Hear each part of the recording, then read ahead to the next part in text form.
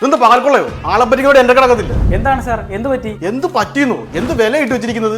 ലോകത്തെങ്ങും ഇല്ലാത്തൊരു പരിപാടി ഇത്. ഇതിന് പകൽക്കൊല്ല എന്നല്ല പിന്നെ എന്തോ പറയേണ്ടത്? ഞാനൊന്ന് പറഞ്ഞോട്ടെ സാർ. ഞാൻ ഒന്നും രണ്ടും പറയുന്ന ഒതുക്കാൻ നോക്കണ്ട. ഞാൻ അത് കുറെ കണ്ടതാ. സാർ, ഞാൻ പറയുന്നത് ഒന്ന് കേൾക്കൂ സാർ. സാറിനെ പറ്റിക്കണമെന്ന് ഞങ്ങൾക്ക് യാതൊരു ഉദ്ദേശവുമില്ല. അപ്പൊ പിന്നെ എല്ലാ കടക്കാരും പറയും ഇതൊക്കെ തന്നെ. സാർ, ഇവിടെ നിന്ന് സാറ് സെലക്ട് ചെയ്തിരിക്കുന്ന മെറ്റീരിയലിന്റെ കൃത്യമായ റേറ്റാണ് നമ്മൾ സാറിന് നൽകിയിരിക്കുന്നത്. കൃത്യമായ റേറ്റ് പോലും. ഞാൻ വേറൊരു ഷോപ്പിൽ ചെന്നപ്പോൾ ഇതിലും വില കുറച്ചാണ് അവിടെ തന്നിരിക്കുന്നത്. ഈ പരിപാടി എൻ്റെ നടക്കത്തില്ല. സാർ, ആ ബില്ലൊന്ന് തരുവാണെന്നുണ്ടെങ്കിൽ ഞാനത് തെളിയിച്ചു തരാം.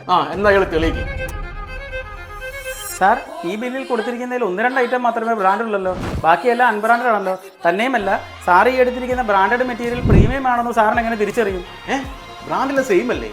ബ്രാൻഡ് ക്വാളിറ്റി വ്യത്യാസം ഉണ്ടോ? സാർ, ബ്രാൻഡ് കമ്പനികളിലും ഇന്ന് സെക്കൻഡ്സ് അവൈലബിൾ ആണ്. കാരണം മാനുഫാക്ചറിംഗ് ടൈമിലുള്ള വ്യതിയാനങ്ങൾക്കനുസരിച്ചുള്ള മെറ്റീരിയൽസ് എല്ലാം കമ്പനി തന്നെ സെക്കൻഡ്സ് ആക്കി മാർക്കറ്റിൽ ഇറക്കുന്നുണ്ട്. ഇത്തരം മെറ്റീരിയൽസുകൾ ഒന്നും ഞങ്ങളുടെ സ്ഥാപനത്തിൽ ഞങ്ങൾ വിൽക്കുന്നില്ല. 26 വർഷത്തെ പാരമ്പര്യവും 17 ലക്ഷം കസ്റ്റമറെ